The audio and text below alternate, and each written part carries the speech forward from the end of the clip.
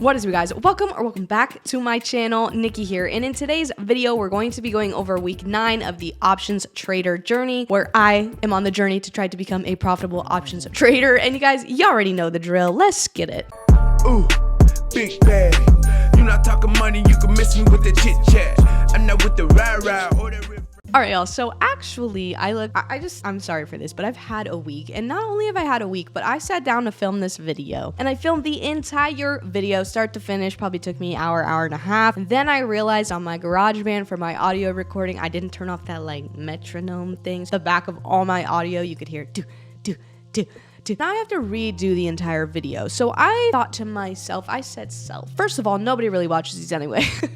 But secondly, I think what I'm going to do, instead of going over every single chart of every day and then showing you my P&L, I am going to show you the P&L for every day, but then just pick one really good trade and one really bad trade, show you what happened, and then show you my weekly P&L. Because quite frankly, that's probably all the attention that all of us have for this video here today, me included. So without further ado, I hate when people say that. Let's get into the charts. Oh, but first, if you are interested in following the journey, I will link the playlist down in the first comment below. You could check it out after this video. Those videos were a little bit more put together. I was a little bit more put together. Today's not it. We all have those days, but let's try this. Let's try this again. Let's see what happened on Monday. All right, so this happened to me on Monday, you guys. The trades were just wild and stupid, and like I took one trade and then I just wasn't feeling it. It wasn't myself, so I ended up taking a loss of $22.41. Not actually even that bad. Pretty small L. Just wasn't in it, and I didn't feel like trading that day, to be honest. And then Tuesday came around. Tuesday was actually a very good day for me, and I took some good trades, but I'm not going to show you those. I'm just going to show you the P&L because it really boils down to Wednesday. I'm really proud of Wednesday. But here's Tuesday. She needs some love. $69.76, basically $70. Okay, we're rounding it up here. Honestly, really good trades. The problem was I did not let these things run long enough at all. These things continued to drop. I was in puts in both plays. It was Apple and SPY, and these things continued to drop probably another $2 after I exited. So that was a little bit frustrating, but it is what it is. I'll take the $70. I do need to work on letting winners run. Like, nothing that was triggering my exit strategy happened on these trades as soon as I exited. My problem was I saw that 20-30% return, and I just wanted to take my money. As a scalper, I feel like that's what we have to do. But in the other part of my brain, I'm like, you could have made so much more had you just stuck to the exit strategy. So I don't know. It's mumble jumble in my head. I'm really trying to like sort out. I'm a very black and white person, and I feel like this is not, and so that's kind of been a struggle for me. But let's get to Wednesday, because I'm very proud of Wednesday. I'm actually going to put the chart up for you on this one. So my first trade was on AMD here. Now, okay.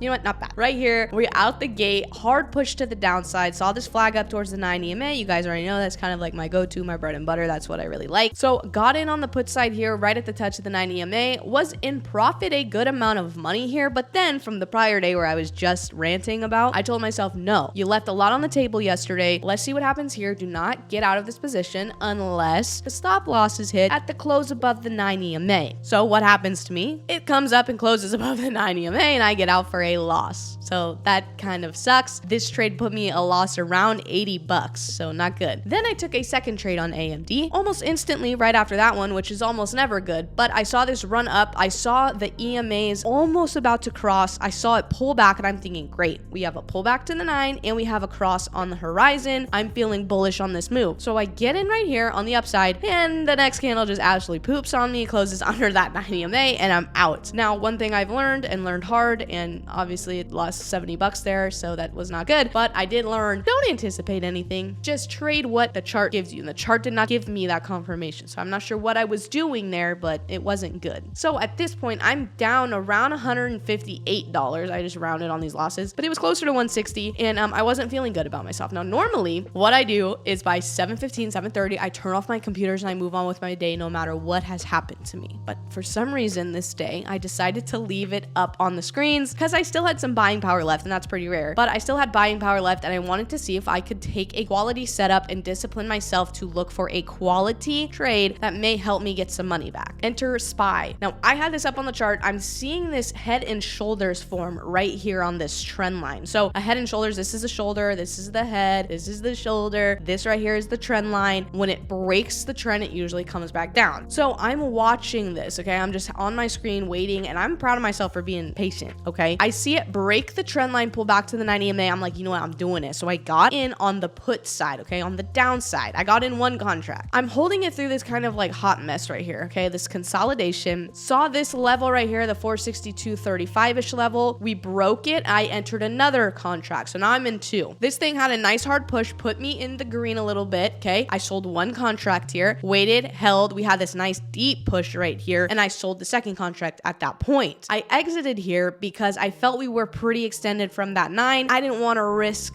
I don't know. Honestly, there was really no, I took profits, okay? You have to understand. I was trying to come back from the dead, essentially. So then I saw this, exited here. This came back, pulled up. I'm like, okay, if this thing comes back down, it could continue lower. So I saw it start to flag here, broke the flag, and in my mind, I was like, okay, I only need I think it was like 10 or 15 bucks to become green on the day. So I'm like, that's just a real quick move. So I got in right here, and I sold literally on the same candle at the very bottom, and that ended up putting me green on the day, $8.34. Now, that hot mess express early on hurt me, but the patience, finding the quality, and executing the $167 profit trade here on SPY is to date the best trade I have ever taken. It's the best profit I've ever gotten on a trade, which is kind of sad. With the $2,500 account, I feel like it should definitely be bigger than that, but we're not doing that, okay? We're gonna take the wins. I felt really good about myself on this one. And then Thursday came along, so here's a really good trade, and then let me show you the really bad trade. Now, I ended up taking 3 total trades on this day. The first one was an Apple, and quite frankly, it wasn't a bad trade. It just didn't work out in my favor. I did what I was supposed to do, I think, correctly. So that wasn't really the problem here. The SPY trades that I show you, the first one, really not bad trade, just wasn't my strategy. So I never should have took it. But then the third one was just absolutely bonkers. I'm not sure what got into me, and it wasn't good. But let me go ahead, let me show you. So here it was. Like I said, the first trade ended up green, put me in profit, but this was not my strategy. I don't know what I was thinking. But then this one, so I'm on the put side here. I get green, right? I exit that trade. I see this pullback. I'm like, oh, I'm going to go on the put side again. It's going to go lower. So I enter one here, one meaning one contract. See this fat green, I enter another here. I see this red kind of hesitant candle. I'm like, okay, this thing could start to fall back down. Because at this point, I'm thinking, okay, we're hitting a trend line. I'm thinking, okay, we're kind of air flagging on this bigger picture here. Then I'm thinking my stop would be a close above the trend line. So what happens? This thing closes above the trend line and then instantly comes and poops all the way back down to 451.95 from 4.55. That's a $4 move that I missed out on. Had I just waited for my crossover strategy and a little pullback to the 9, I could have been decently profitable on this trade, and I wasn't. And so from the loss on Apple that I did take an L, but that was kind of just it happened, to this trade that got me green on the day for $35, even though it wasn't my strategy and I shouldn't have done it, to then this kind of dumbass move, which if I actually just put my lines out as a flag, I could have saw that and maybe got in at the correct time, but I didn't. So this honestly really affected me, and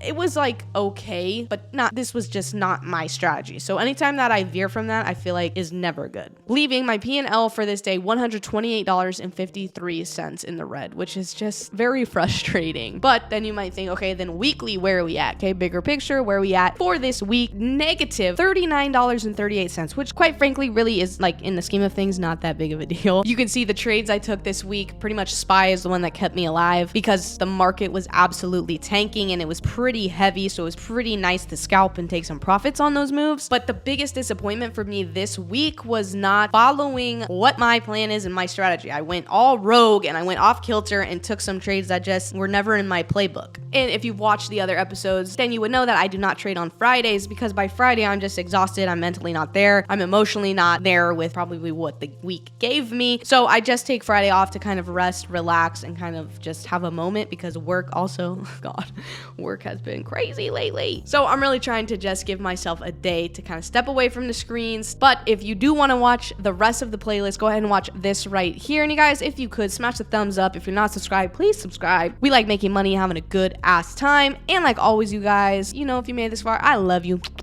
And I will see you in the next video. Bye, guys.